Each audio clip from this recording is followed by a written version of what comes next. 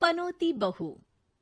किसी की वजह से अगर कोई काम रुकता ही चला जाता है तो लोग उसे पनौती कहने लगते हैं। अरे आज हम लोगों की जूस की फैक्ट्री का माल ट्रक में लद कर शहर जा रहा है। डिलीवरी होते ही पेमेंट भी आ जाएगी। लाखों रुपए का माल है। लेकिन थोड़ी ही देर में रितु का पति दौड़ता हुआ आता है। पिताजी, पिताजी, वो जूस से भरा ट्रक पलट गया। सारा जूस पास की नाली में बह गया। हे भगवान, तेरी शादी के बाद ये पहली बार ऐसा हुआ है।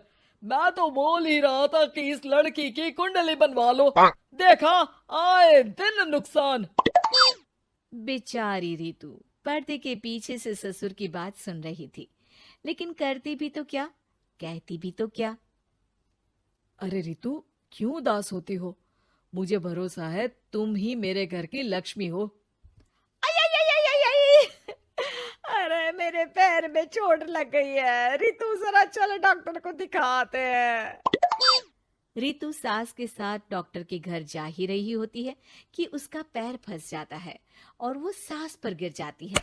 हाय रे, पहले से पैर टूटा था, अब ऊपर से मेरे ऊपर गिर गई। हे भगवान, उठा ले मुझे भगवान।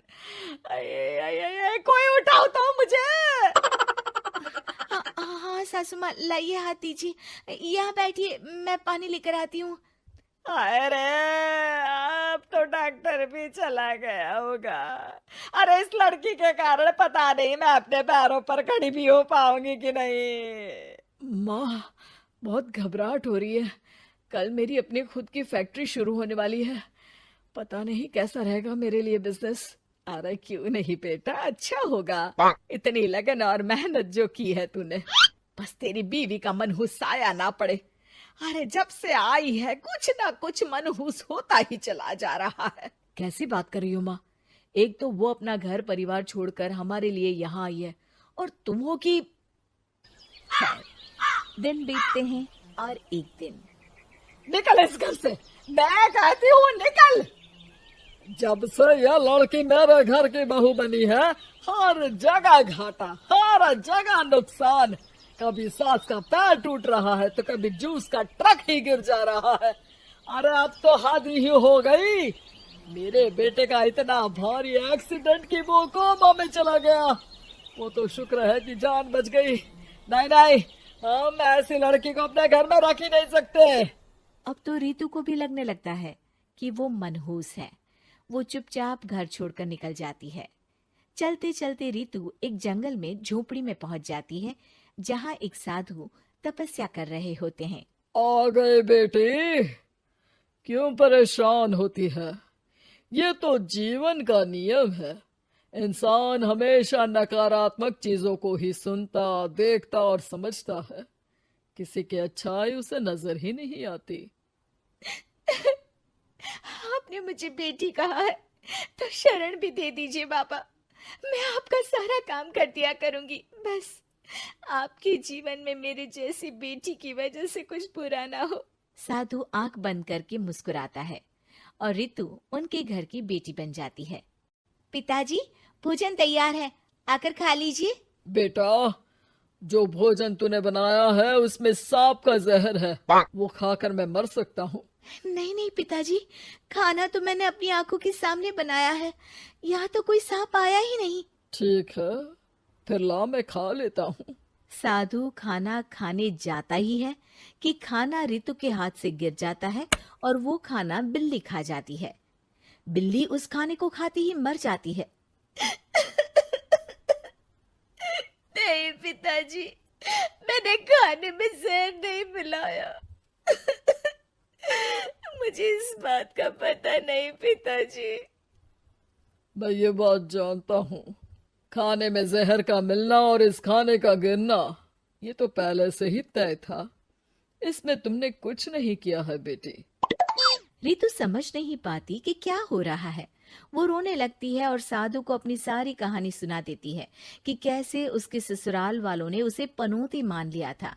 साधु मुस्कुराकर कहता है, बेटी, क्या चाहती हो तुम?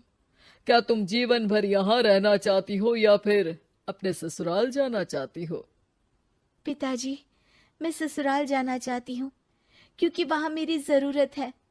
मैं चाहती हूँ कि मेरे ससुराल वाले मुझे पनौती यानी कि मनहूस ना समझे। उन लोगों को पता चले कि मैं उन लोगों का भला ही चाहती हूँ। ठीक है बेटा, ऐसा ही होगा। तो कल मेरे साथ चलना। दोनों अगले दिन रितु के ससुराल जाते हैं, जहाँ साधु के साथ रितु को देखकर सास कहती है, अरे वाह रे करम चली, हम लोगों के घर में तूफान लाकर चैन ना मिला तुझे। जब जादू टोटका करने के लिए ये बाबा बाबा बुलाकर किसी को लेकर आई है। नाना माँ जी, ये तो मेरे धर्म के पिताजी हैं। मुझे ससुराल वापस छोड़ने आए हैं।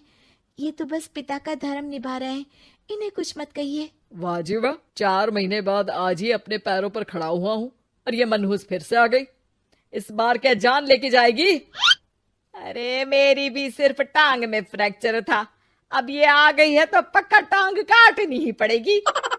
हे भगवान, पिछली बार तो जूस का पूरा ट्रक ही पलट गया था, इस बार तो पक्का फैक्ट्री में ताला ही लग जाएगा। रितु के नए साधु पिता सबकी बात गौर से सुन रहे थे।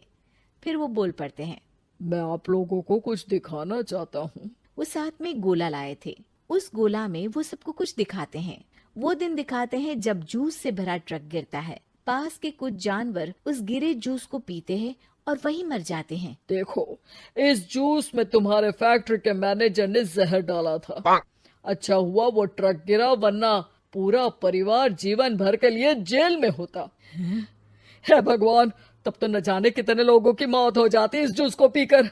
शुक्र है भगवान का, अनहोनी से बचा लिया। फिर वो दिन देखते हैं जब पति का एक्सीडेंट हुआ था, लेकिन रितु के करवा चौथ के व्रत के कारण वो बच जाता है, वरना तो मृत्यु निश्चित थी। सभी रितु की तरफ देखते हैं। बाबा, मैं तो मनहूस नहीं हूँ। शुक्रिया बाबा, मेरे मन में जीवन भर का बोझ रहता कि मैं इन लोगों के दुख का कारण तो नहीं। नहीं नहीं बेटा, मनहूस तो ईश्वर किसी को नहीं बनाता। हर चीज का एक वक्त होता है और जो होना है वो तो होता ही है। मुझे माफ कर दे बहू, तू तो इस घर की लक्ष्मी है, रक्षक भी है। हम लोगों को माफ कर दे बेटा। रितु को ससुराल में छोड़ बाबा वापस चले जाते हैं।